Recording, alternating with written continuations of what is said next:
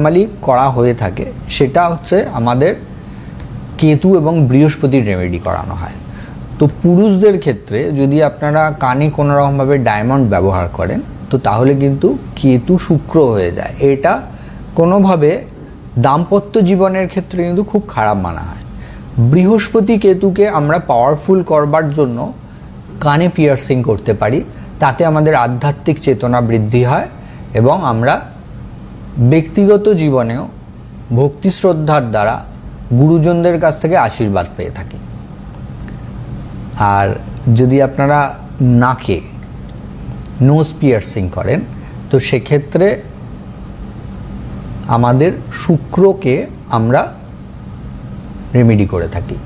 এই কারণে বলা হয় যে যদি আপনি মহিলা হন এবং আপনার যখন বিয়ে হয়ে যাচ্ছে তখন যদি আপনি ডায়মন্ডের নোজ পিন নাকে ব্যবহার করেন, তখন যখন ধরুন আপনি আপনার স্বামীর সাথে মিলিত হচ্ছেন, আপনার যে শ্বাসটা বেরোচ্ছে যেটা স্বামীর উপরে পড়ছে, তো সেটা শুক্রকেন্দ্রিক হওয়ার জন্য আপনার হাজব্যান্ডেরও ডেভেলপমেন্ট আসবে। তো এটা শাস্ত্রে খুব সুন্দর ব্যাখ্যা রয়েছে। তো এই কারণে নাকের পিয়ার্সিং যদি আপনারা মহিলারা করেন তাহলে নাকে ছোট হলেও ডায়মন্ড পরবেন, তাদের দাম্পত্য জীবনের দিক থেকে সুবিধা আসে।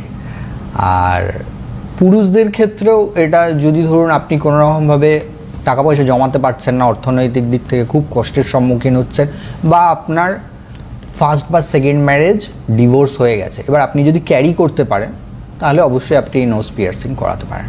নেভেল পিয়ার্সিং, নাভিতে পিয়ার্সিং, এটা নির্দেশ করে থাকে হচ্ছে রবি, মানে কি নাভি থেকে আমাদের শরীরের সমস্ত অর্গান কানেক্টেড।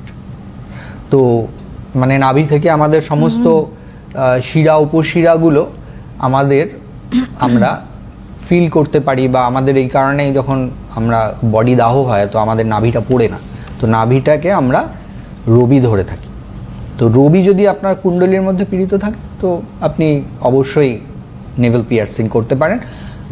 টাং, জিভ, চন্দ্র যদি আপনার খারাপ থাকে তাহলে জিভে পিয়ার্সিং করা যেতে পারে। এবং ঠোঁটের ক্ষেত্রে রাহু যদি আপনার কুণ্ডলিতে খারাপ থাকে তাহলে আপনাকে এই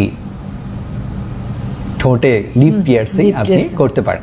তবে অবশ্যই আমি আপনাদেরকে একটা জিনিস বলে দিই যে যখনই পিয়ার্সিং করাবেন আপনার সেই দিনটার নক্ষত্রটা যেন আপনার জন্য শুভ হয়, এবং বারবেলা কালবেলা বাদ দিয়ে পিয়ার্সিংটা করবেন, তাতে আপনাদের জীবনে সৌভাগ্য আসবে। এতে যদি কোনো অ্যাস্ট্রোলজারের পরামর্শ নিতে হয় অবশ্যই সেটা